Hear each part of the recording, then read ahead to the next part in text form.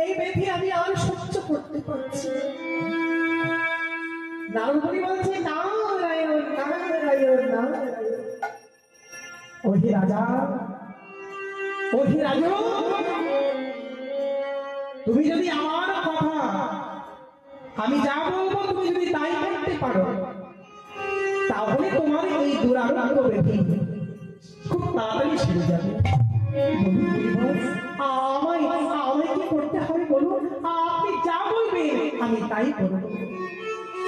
ওহে রাজা, তাহলে শোনো, তোমায় ওই মানুষ সরোবর থেকে রাজহংস ধরে এনে সেই রাজহংসের মাংস খেতে হবে। তাহলে দেখবে খুব তাড়াতাড়ি তোমার এই দুরারোগ্য ব্যাধি উপশম হয়ে যাবে। চন্দ্রধ্বজ বলছে মুনিবা, বেশ আমি তাই করব। আরে তোরা কে কোথায় আছিস? যা তাড়াতাড়ি করে ওই মানুষ সরোবর থেকে রাজহংস ধরে নিয়ে আয়। অনুচরগণ তাড়াতাড়ি করে মানুষ সরোবর থেকে রাজহংস ধরে এনে আজ রাজামশাই সেই রাজহংসকে বধ করতে বললেন।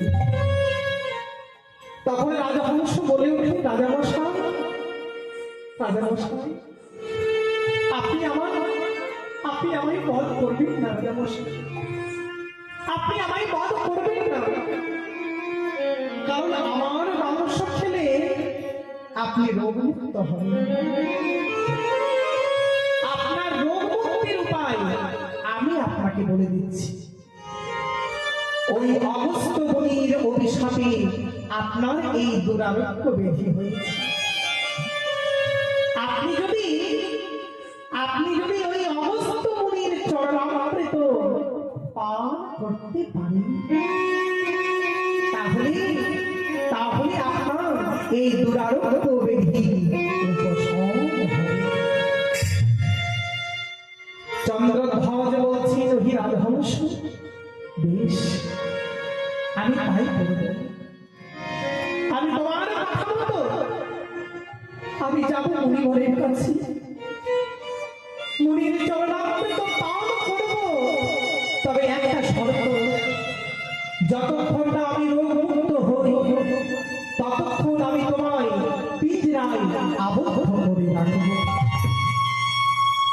ভক্তমণ্ডলী এবং আমার ভক্তিমতী মায়েরা, মহারাজ চন্দ্রধ্বজ রাজহংসকে আবদ্ধ করে আজ মহাকাব্যক বনে গিয়ে আজ অগস্ত্য মুনির শ্রী চরণতলে আছাড় খেয়ে কাঁদতে কাঁদতে বলছে, বলে ওগো মুনিবর